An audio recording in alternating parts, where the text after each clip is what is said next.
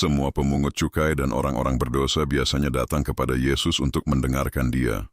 Maka bersungut-sungutlah orang-orang Farisi dan ahli-ahli Taurat, katanya, Ia menerima orang-orang berdosa dan makan bersama-sama dengan mereka.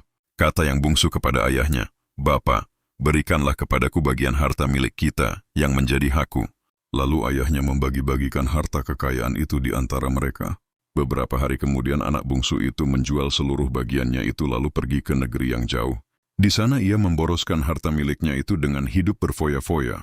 Setelah dihabiskannya semuanya, timbullah bencana kelaparan di dalam negeri itu, dan ia pun mulai melarat. Lalu ia ingin mengisi perutnya dengan ampas yang menjadi makanan babi itu, tetapi tidak seorang pun yang memberikannya kepadanya. Lalu ia menyadari keadaannya, katanya, betapa banyaknya orang upahan Bapakku yang berlimpah-limpah makanannya, tetapi aku di sini mati kelaparan.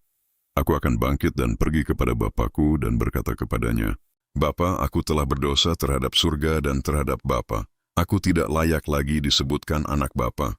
Jadikanlah aku sebagai salah seorang upahan Bapa. Maka bangkitlah ia dan pergi kepada bapanya.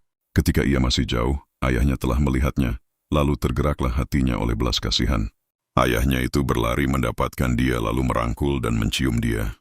Kata anak itu kepadanya, Bapa, aku telah berdosa terhadap surga dan terhadap Bapa.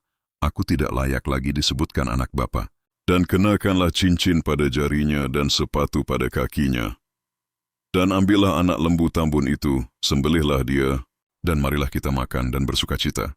Sebab anakku ini telah mati dan menjadi hidup kembali. Ia telah hilang dan didapat kembali.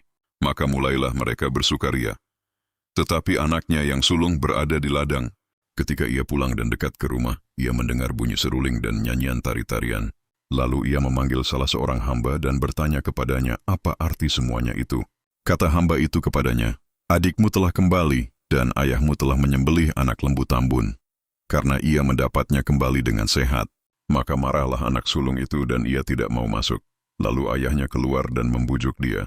Tetapi ia menjawab ayahnya, telah bertahun-tahun aku melayani Bapa dan belum pernah aku melanggar perintah Bapa. Tetapi kepadaku belum pernah Bapa memberikan seekor anak kambing untuk bersukacita dengan sahabat-sahabatku. Tetapi baru saja datang anak Bapa yang telah memboroskan harta kekayaan Bapa bersama perempuan-perempuan pelacur.